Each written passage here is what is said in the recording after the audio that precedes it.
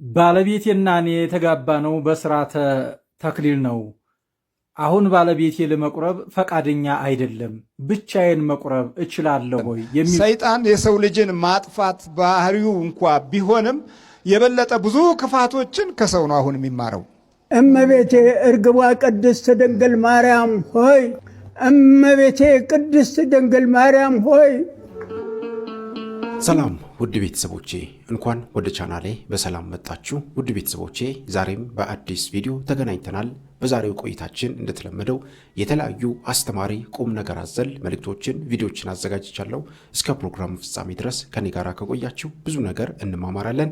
ለቤቱ አዲስ የሆናችሁ ቻናሉን ሰብስክራይብ አድርጉ፣ ቪዲዮውን ላይክ አድርጋችሁ ጀምሩ። በቀጥታ ወደ ዛሬው መርሃ ግብራችን እንሄዳለን። ባለቤቴና እኔ የተጋባነው በስርዓተ ተክሊል ነው። አሁን ባለቤቴ ለመቁረብ ፈቃደኛ አይደለም። ብቻዬን መቁረብ እችላለሁ ወይ የሚል ጥያቄ ደርሶኛል። ጥያቄውን እመልሰዋለሁ። ውድ የልዑል እግዚአብሔር ልጆች ቤቱን ፎሎ አድርጉ። ለሁሉም ሰው እንዲዳረስ 10 ጊዜና ከዛ በላይ ኮፒ ሊንክ እያደረጋችሁ ሸር በማድረግ ቤቱን ለሁሉም ሰው አስተዋውቁ ማለት ነው።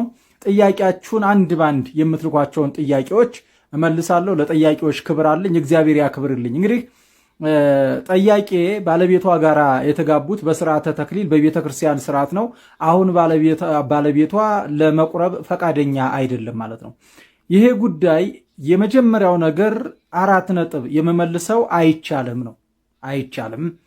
ጉዳዩ እንዴት ነው የሚፈታው የሚለው በማቴዎስ ወንጌል ምዕራፍ 18 ከቁጥር 5 ጀምሮ በተደነገገው ድንጋጌ መሰረት ይፈታል ማለት ነው። ይሄ የነፍስ አባትሽን ትይዥና ባልሽን ትጠይቂያለሽ ማለት ነው። ባልሽን ለምንድነው አብረን የማንቆርበው? ከኔ ያጣኸው ነገር አለ ወይ? ለትዳርህ ምቹ ሰው አልሆንኩም ወይ ብለሽ ይህንን ጥያቄ ትጠይቂያለሽ ማለት ነው። ከዛ ለነፍስ አባትሽ አልታዘዝም ካለ ነፍስ አባትሽ ደግሞ ሌሎች 2 ቄሶችን ወይም ደግሞ 2 ሰባክያንን ይዘው ካህናትን ይዘው ከሳቸው ጋር 3 ሆነው ይጠይቁታል ማለት ነው። ይህንንም አልቀበልም ካለ በቤተ ክርስቲያን ጉባኤ ማለት ነው፣ በቤተ ክርስቲያን ለዳረችሽ ቤተ ክርስቲያን ይህንን ጥያቄ ይዘሽ ትቀርቢና እኔ መቁረብ እፈልጋለሁ፣ ባለቤቴ ግን ከተጋባን በኋላ ይሄው ዳግም ሳይቆርብ አሁንም እንቁረብ ብለው እምቢ አለኝ ብለሽ ለዳረችሽ ቤተ ክርስቲያን ይህንን ወስደሽ ማመልከቻሽን ታቀርቢያለሽ። አቅርበው ይጠይቁታል ማለት ነው። በዚህ ሁኔታ ላይ ሰውየው አልቆርብም ካለ አማራጩ ምንድነው? ፈቶ የራስን ህይወት መቀጠል ነው ማለት ነው። መፍታት ነው በቃ። ይሄ ህጉ ስለሚፈቅድ። ምክንያቱም አንቺ ያገባሽው ሰውየው ጋራ በዚህ ምድር ላይ ለባለሽ ታምነሽ እሱ ላንቺ ታምኖ ጉድለት ካለብሽ ጉድለትሽን ሸፍኖ ጉድለት ካለበት ደግሞ ጉድለቱን ሸፍነሽ በዚህ ዓለም ታማኞቹ ናችሁ።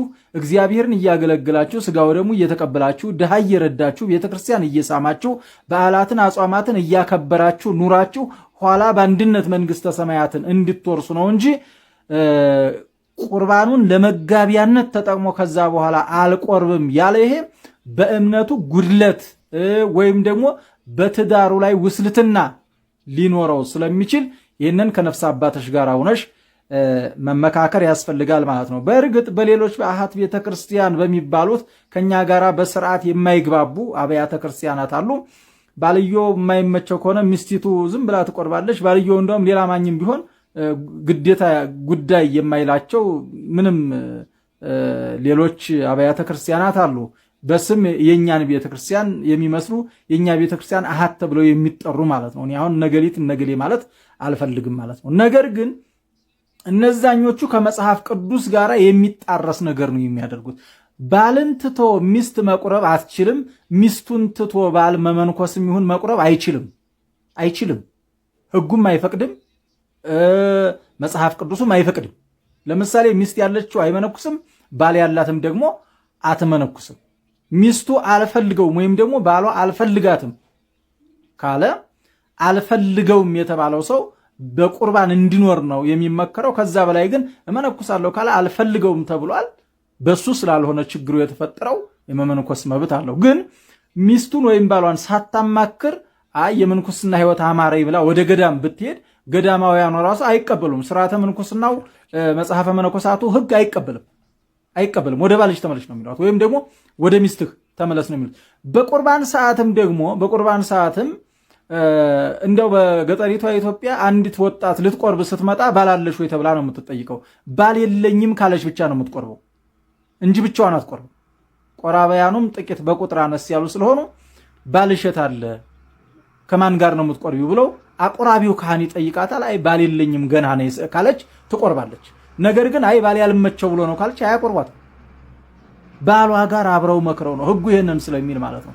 ጌታችን መድኃኒታችን ኢየሱስ ክርስቶስ ለስም አጠራሩ ክብር ምስጋና ይድረሰው አባታችን በሚያስተምርበት ሰዓት አንዲት ውሃ ቀጅ ሴት ሳምራዊት ሴት መጣች ይላል በዮሐንስ 4 ላይ። ከዛ ውሃ ጠጭኝ አላት። ባጭሩ ነው በሰፊ ስለሆነ እሷ ደግሞ ዘረኝነት መስበክ ጀመረች ማለት ነው። ከዛ ውሃ ጠጭኝ የሚልሽ ሰው ማን መሆኑን ብታውቂ ኑሮ እሱን ራሱን የዘላለም ሕይወት የሚሰጥ ውሃ ትለምኙ ነበረ አላት። ከዛ የሚጠጣ ሰው መቼም አይጠማም ሲላት ሴትዮቱ ያን ውሃ ስጠኝ አለችው። የዘላለም ሕይወት የሚሰጠውን ውሃ ነው ስጠኝ አለችው። ጌታችን ምን አለ? ባልሽን ጥሪና ነይ። ለምን? የዘላለም ሕይወት የሚያሰጥ መጠጥ፣ የዘላለም ሕይወት የሚያሰጥ ምግብ ሚስትን ጥሎ መመገብ አይቻልም። ባልን ጥሎ መመገብ አይቻልም። የማቴዎስ ወንጌል ምዕራፍ 19 ከቁጥር 4 ጀምረንም ስንመለከት ምንድነው የሚለው? ባልና ሚስት አንድ አካል ናቸው፣ ሁለት አይደሉም። ስለዚህ አንድን አካል ከሁለት ሰንጥቆ ግማሹን አቁርቦ ግማሹን መላክ አይቻልም። ባልና ሚስት አንድ ላይ ነው መቁረብ ያለባቸው። ነገር ግን ልጆች ኑረዋቸው ልጆቻቸውን የሚያጥብላቸው የሚንከባከብላቸው ካጡ ሕፃናቱን የሚንከባከብላቸው የሚያጥብላቸው ካጡ የመጀመሪያው እሁድ ባልየው ይቆርባል። ቀጣዩ እሁድ ደግሞ ሚስቲቱ ትቆርባለች። የመጀመሪያው እሁድ ባልየው ከልጆቹ ጋር ይቆርባል። የሚቀጥለው እሁድ ደግሞ ሚስቲቱ ደግሞ ከልጆቿ ጋር ትቆርባለች። ለምን? ልጆቹን ለመንከባከብ ነው የሚሆነው። ልጆቹን ልብሳቸውን ለመቀየር የቆሸሸ ልብሳቸውን እንትን ለማለት ለመቀየር ሲባል ሁለቱ አንድ ጊዜ እንትን ካሉ ይሄ እንደዛ አይነት ነገር ይደረጋል እንጂ ምንም ሳይነካ ምንም ሳይሆን አብረን እንቁረብ ሲባል እምቢ የሚል ባል ግን ወይም አብረን እንቁረብ ስትባል እምቢ የምትል ሴት ግን ነፍስ አባትየው ቀረብ ብለው ይሄንን ነገር በደንብ መመርመር ያስፈልጋል ማለት ነው። ምናልባት እንዲህ አይነት ሰዎች የወሰለቱ እንዳይሆኑ በትዳራቸው ላይ ውስልትና የገጠማቸው ሰዎች እንዳይሆኑ አንድ፣ ሁለተኛ በሃይማኖታቸው ላይ ደግሞ ጥርጣሬ የገጠማቸው ሰዎች እንዳይሆኑ ሁለት፣ በሶስተኛ ደረጃ ደግሞ ከሃይማኖታቸውም ከምናቸውም ወጥተው ሐሳብ የለሽ ነው ዝም ብለው እንደው ፈዘው ቀርተው ከሆነም ይሄ የነፍስ አባቶች ግዴታና ስራ ነው። ስለዚህ ከነፍስ አባቶች ጋር ተመካክረሽ ባለቤትሽን እንዲቆርብ አድርጊ። አልቆርብም ካለ ግን ከመንግስተ ሰማያት የሚበልጥብሽ ነገር ስለሌለ ፍቺው። ሰይጣን ከሰው ክፉ ይማራል እንላለን። ሰይጣን የሰው ልጅን ማጥፋት ባህሪው እንኳ ቢሆንም የበለጠ ብዙ ክፋቶችን ከሰው ነው አሁን የሚማረው። በአጭር ጊዜ የሚሞተው ሰው ፍጡር በአጭር ጊዜ የመሞቻውን ያህል ለክፋት ደግሞ ራሱን ሲያውለው ከሰይጣን ይቀድማል። ለብዙ መቶ ዓመት ለብዙ ሺህ ዓመት የሚኖረውን ሰይጣን በ80 እና በ60 በ50 የሚሞተው ሰው ይበልጠዋል በክፋት። ምክንያቱም የሕያው እግዚአብሔር እስትንፋስ የተሰጠው ፍጡር ስለሆነ ለክፋትም ሲያስብ ሰይጣንን የሚቀድመው ለዚህ ነው። ያ አንድ ጊዜ ተዋርዷል፣ ክፋትም ምርጫው አድርጓል። ቢሆንም ግን ይጠፋበታል። ሲጠፋበት የሚጠፋበት መንገድ አለው። ስመ እግዚአብሔር ሲጠራ ይደነባበራል። በቃ እቅዱ ሁሉ ይጠፋል። የእግዚአብሔር ስምና ክብሩ ሲነሳ አይወድም። የቅዱሳን መንፈስና ኃይል ሲጠራበት ይረሰዋል። ክፋቱ ከውስጡ ምንም እንኳ የሳጥናኤል የሲኦል መንፈስ ቢሆንም ክፋቱን የበለጠ እንዳይገልጥ እድል ያገኛል። ሰው ላይ ሆኖ ግን በጣም ብዙ እድል ያገኛል። ለምን? የሥላሴ ፍጡር ነዋ ሰው። መዝገባውም ደግሞ ከባድ ነው። ምክንያቱም የሥላሴ ፍጡር ሆኖ ክርስቶስ ሞቶለት ክርስቶስ ብዙ ዋጋ ከፍሎለት ሰማያዊ ስልጣንን ሰጥቶት በእግዚአብሔር ልጅነት ተባርኮ በቅድስና መንፈስና ኃይል ተወዶ በቀራንዮ መስቀል ላይ ደሙን አፍሶ ዋጅቶት ወደ ክፉ ነገር ሲያዘነብል አስቦት ከሰይጣን የሚበልጥ ድርጊትና ስራ ይሰራል ማለት ነው። በጣም በዚህ ውስጥ የገነነ የጥፋት ውሸቶች በባህሪያት ውስጥ እንዲኖሩ ያደርጋል እና ሰው በእንጀራ ብቻ በሚኖርበት ጊዜ መንፈሳዊ ጸጋውንና ኃይሉን እየረሳና እየተወው ሲመጣ የጀመረው ኑሮ አለ እግዚአብሔር ስለሆነ መሰናክሉ እየበረታ ነው የሚመጣው። አሁን በኑሯችን ውስጥ አስቡት፣ ቤታችን የጸሎት ቦታና የምስጋና ስፍራ የለም። ሰዎች ቅዠት ፈርተው ጠበል ለጠበል ሲዞሩ ምንም ቅዠት የለባቸውም። ውጭ ሲያድሩ በየጠበሉ ሲሄዱ ምንም ሰላም ናቸው። ወደ ቤታቸው ሲመለሱ ግን ለቅሶው፣ ጭቅጭቁ፣ ሁከቱ፣ ንትርኩ፣ ብጥብጡ፣ ሌሊት ተኝተው ቅዠቱ፣ እነዚህ ሁሉ ለምን መጡ ስንል ቤታቸውን ሲመሰርቱት የአምልኮት ቀዳሚ ተግባር አልነበራቸውም። ቤቱ ሲመሰረት በምንም መንገድ እግዚአብሔር አልተመሰገነም። ቤቱ ሲመሰረት የጸሎት ቦታና ስፍራ የለም። ስራዎቻችንም በራሱ ዝም ብለን ወደ አንድ ቢሮ ገባ እንበል። ገና ስትጀምረው በፈተና ያለፍከው ስራና ቢሮ ነው እንጂ አምላክን ያመሰገንክበት ስራ ቢሮ አይደለም። ስለዚህ እዛ ቢሮህ ላይ ዘወትር ክፉ ሰዎች ሲያደቡበት ታገኛለህ። ጠላት እጁን ሲዘረጋበት ታያለህ። የጥፋት መንፈስ በርትቶ ካንተ ህይወት ጋር ትንቅንቅ ሲያደርግ ታገኘዋለህ። ለምን በአምልኮት አልጀመርከውም? በማቴዎስ ወንጌል ምዕራፍ 6 ላይ ከሁሉ በፊት አስቀድማችሁ መንግስቱንና ጽድቁን ፈልጉ፣ ሁሉ ነገር ምን ይላል አለ? ይጨመራል ነው። በቃ ይጨመራል የሚለው ቃል ሌላ መግለጫ ቢኖረው እንዲህ ነው የሚሆነው። ባለህ ላይ ነው የሚጨምርልህ። የሌለህን አይደለም የሚጨምርልህ፣ ባለህ ላይ ይጨምርልሃል። ይሄ እግዚአብሔር ፍቅር ነው። ዲያብሎስ ግን ያለህን ነው የሚወስድብህ። ያችኑ አለኝ የምትላት ነገር ሁሉ እንኳ እስክትጠፋ ድረስ ይታገላል። መድኃኒታችን ኢየሱስ ክርስቶስ ዘንድ በማቴዎስ ወንጌል ምዕራፍ 4 ላይ ይህንን ጾሙን በተመለከተ ስንማረው ወደ ክርስቶስ ሲመጣ ከውጪ ያጣውን ነገር አይቶ ነው የመጣው። እመቤቴ እርግቧ ቅድስት ድንግል ማርያም ሆይ፣ እመቤቴ ቅድስት ድንግል ማርያም ሆይ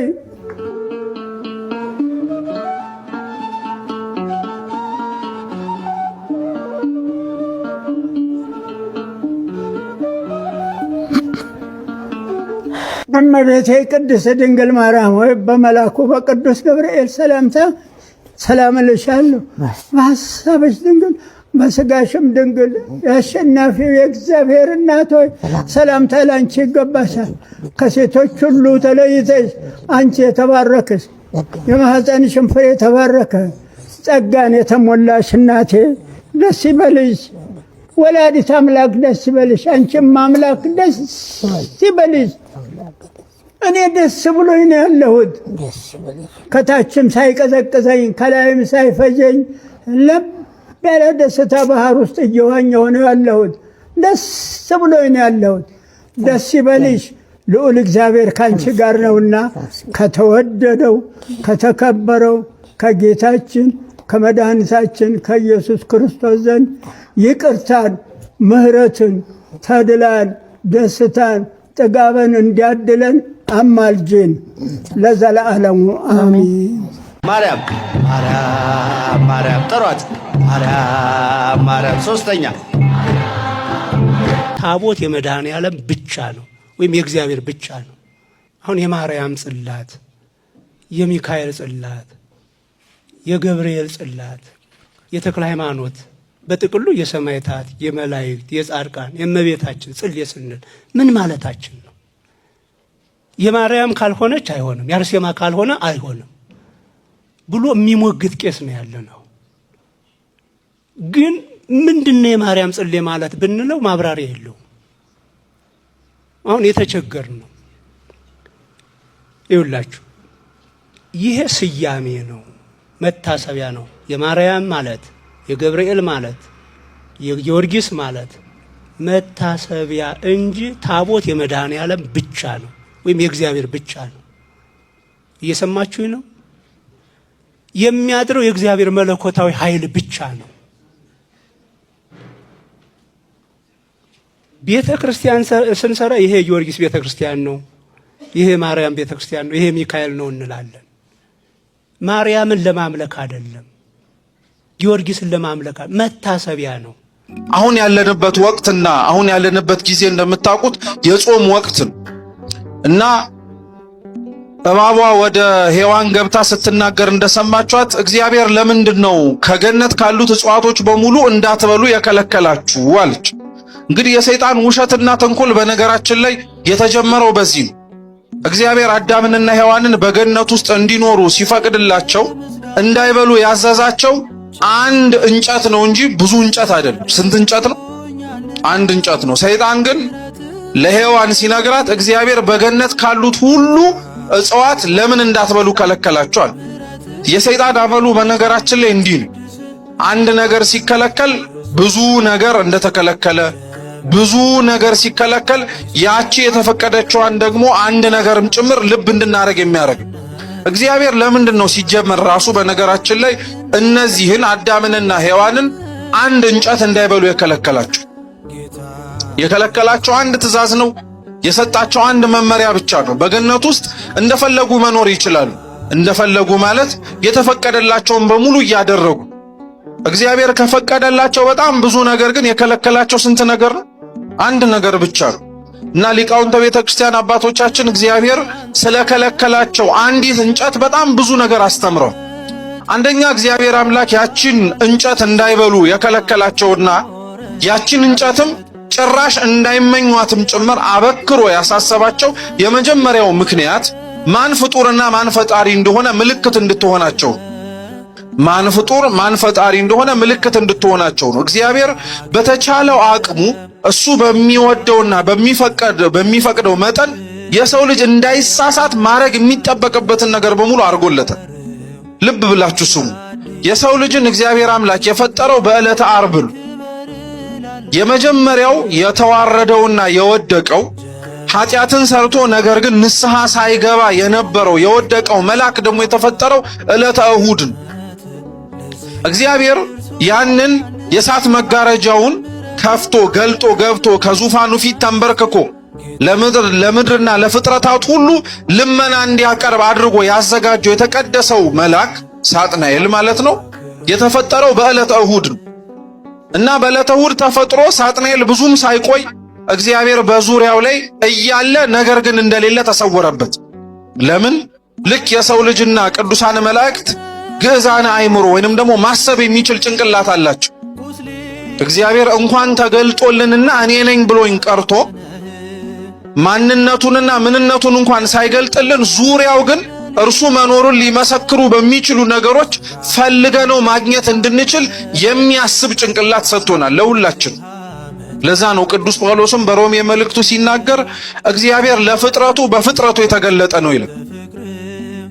ከኛ ውጪ ባሉት ዙሪያችን ላይ ባሉት ፍጥረታት እግዚአብሔር የተገለጠ ነው። ስለዚህ እግዚአብሔር ፍጥረታትን ሲፈጥር በተለየ መልኩ ደግሞ ቅዱሳን መላእክትን ፈጥሯቸው ተሰወረባቸው። የተሰወረባቸው ባህሪው እንደማይመረመር እንዲያውቁ እንኳን የሰው ቀርቶ የህሊና መላእክት እንኳን አእምሮና ጭንቅላት መረዳት ስለ እግዚአብሔር ሊኖረው የሚገባው ዕውቀት ወይንም ደግሞ ሊኖረው የሚገባው መረዳት ውስንነት እንዳለው እንዲያውቁት የማይመረመር አምላክ መሆኑን እንዲረዱ ተሰወረባቸው። ስለዚህ የተሰወረባቸው እንደማይመረመር እንዲያውቁት ነው። በአንዱ አንጻር ደግሞ የተሰወረባቸው ዙሪያው ላይ በተፈጠሩትና ዙሪያቸው ላይ ባሉት በሌሎች ፍጥረታት ማንን ማወቅ እንዲችሉ ነው? እግዚአብሔርን ማወቅ እንዲችሉ ነው። በነገራችን ላይ እግዚአብሔር ለመላእክት ማንነቱን ሳይገልጥና ሳያሳያቸው እኔ ነኝ ገዢያችሁ ሳይላቸው ዙሪያቸው ላይ ባሉ ነገሮች ግን የሱን መኖር እንዲያውቁ እንዳደረገው ሁሉ ዛሬም በነገራችን ላይ እግዚአብሔር ገልጦ ባይናገር፣ መጽሐፍት ተከፍተው ባይነበቡ፣ ሰባኪያን መምህራን ቆሞ ባያስተምሩ እንኳን እርሱን የሚፈልግና የሚሻ ልቡና ካለ ዙሪያው ላይ ባሉት ነገሮችም ጭምር ማወቅና መረዳት ይችላል። ያልተጻፈ በተአምር አልቀበልም። መጽሐፍ ቅዱስ ውስጥ ያልተጻፈ ምንም መጽሐፍ ላይ አልቀበልም። ባይዘው እኔ መጽሐፍ ቅዱስ ብቻ ነው ማምነው። የማይሻሻል ይሄ ብቻ the oldest book ነው፣ ግን the latest news ለ21ኛው ክፍለ ዘመን በጣም ዘመናዊ መጽሐፍ አንጽፍም። ለኛም ይሆኑ ያለ ሌላው መጽሐፍ በሙሉ ኮሬክሽንም ሪቪዥንም አለ። መጽሐፍ ቅዱስን ቅዱስ ያሰኘው ምኑ ነው ብንል ቀለሙም ቀለም ነው፣ ወረቀቱም ወረቀት ነው። ሕያውና ቋሚ የሆነው አምላካዊ ሐሳብ በቀለሙና በወረቀቱ ላይ ሲገለጽ መጽሐፉ ወረቀት ወይንም ቀለም አይባልም። ምንድነው የሚባለው? መጽሐፍ ቅዱስ። ቅዱስ እንዲባል ያደረገው ምኑ ነው? የተገለጸበት የእግዚአብሔር ሐሳብ በቀለሙና በወረቀቱ ገዝፎ ስለታየበት መጽሐፉ ተራ መጽሐፍ ሳይሆን ቅዱስ መጽሐፍ ተብሎ ይጠራል። የማይቀበሉት አዋልድ መጻሕፍትን ብቻ ሳይሆን ከመጽሐፍ ቅዱስ ውስጥም መርጠው ነው የሚቀበሉት። ጥቅስ ሲጠቅሱ እንሰማቸዋለን። ለእነሱ ሐሳብ ብቻ መደገፈውን የመሰላቸውን ይይዛሉ እንጂ ለእነሱ ሐሳብ ያልተስማማ መስሎ የታያቸውን አይቀበሉት። አይደለም አዋልድ መጻሕፍትን ይቀርና መጽሐፍ ቅዱስ ራሱ አይቀበሉት። መጽሐፍ ቅዱስ ብቻ ለሚሉ በብሉይ ኪዳን ያልተገለጸ ታሪክ እኮ በሐዲስ ኪዳን ተጽፎ እናገኛለን።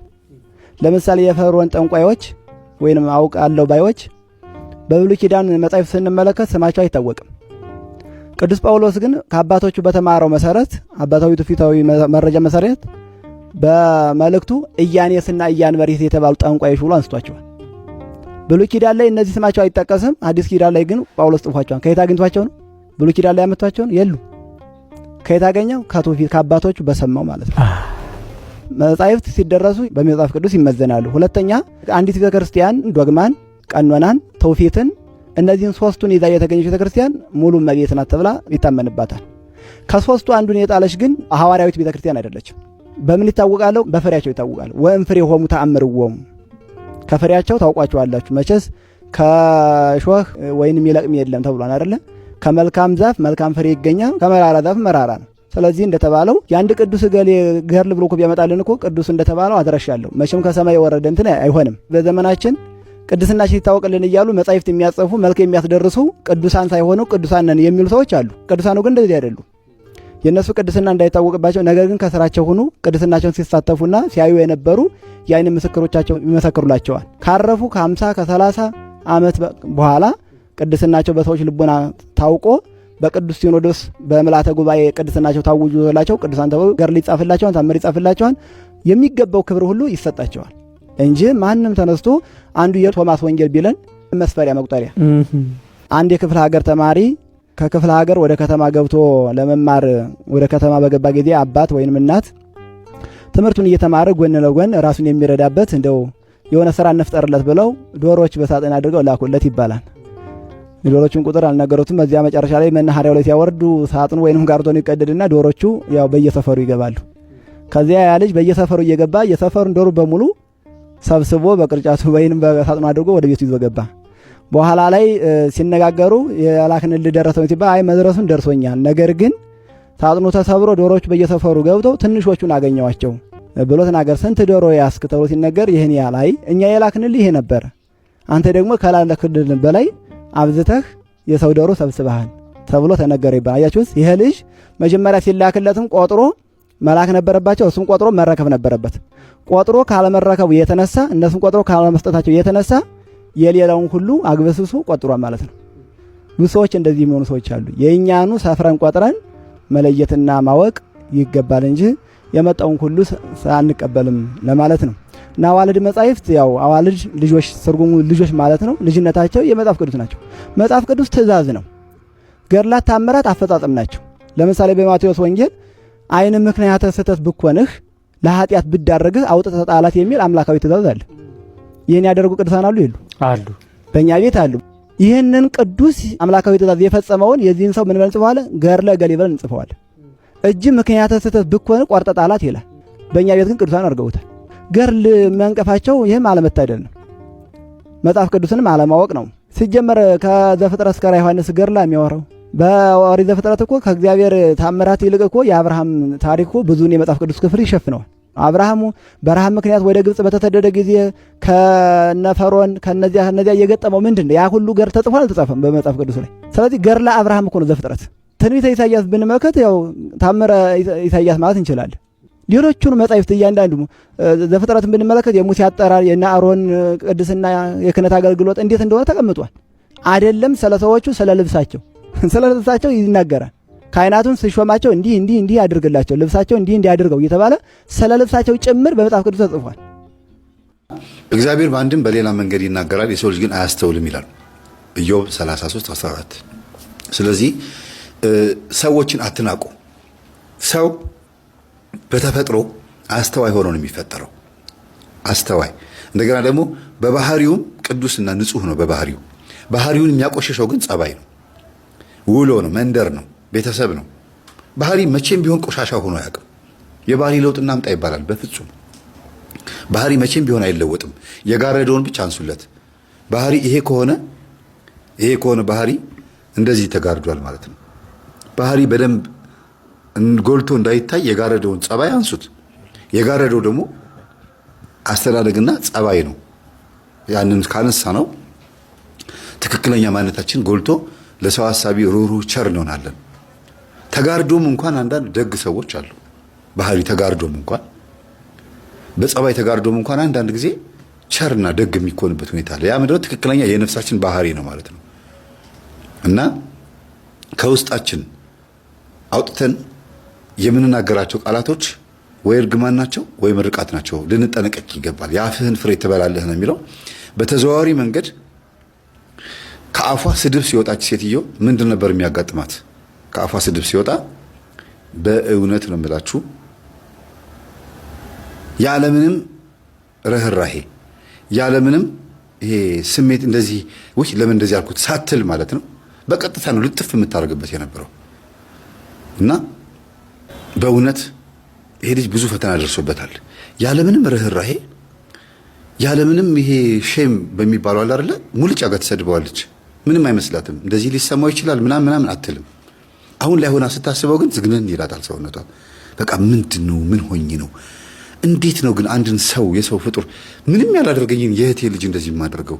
እኔማ በጣም ተይዤ ነበረ ማለት ነው ያለችው። እና እመቤታችን በጣም ይወዳታል ብያችሁ ነበር አይደለም? እጅግ እመቤታችንን ከመውደዱና ከማፍቀሩ የተነሳ ለእመቤታችን ልዩ ፍቅር ከማሳየቱ የተነሳ ከዛ ገንዘብ ላይ አስራት በኩራት አወጣ። እንደገናም ደግሞ በእግሩ መራመድ የማይችል ልጅ ጎንበስ ቀና እያለ ጉልበቱን ሰውነቱን እያመመው በእመቤታችን መስገድ ጀመረ። ከዛም በምርክክ ቤተክርስቲያን ለመግባት ሞከረ። ኧረ ተው ቆመህም እኮ በደንብ አትራመድም እንኳን ተንበርክከህ እያሉት አይ ላመሰግናት እፈልጋለሁ ያደረገችልኝ እናንተ አታውቁም ብሎ ሁሉም ሰው እያየው በምርክክ ወደ ቤተክርስቲያን እንደምንም ብሎ ገባ። 2 ሰዓት ነው የፈጀበት ከግቢው እስከ ቤተክርስቲያኑ ለመድረስ ማለት በጣም ረጅም ሰዓት ነው የፈጀበት።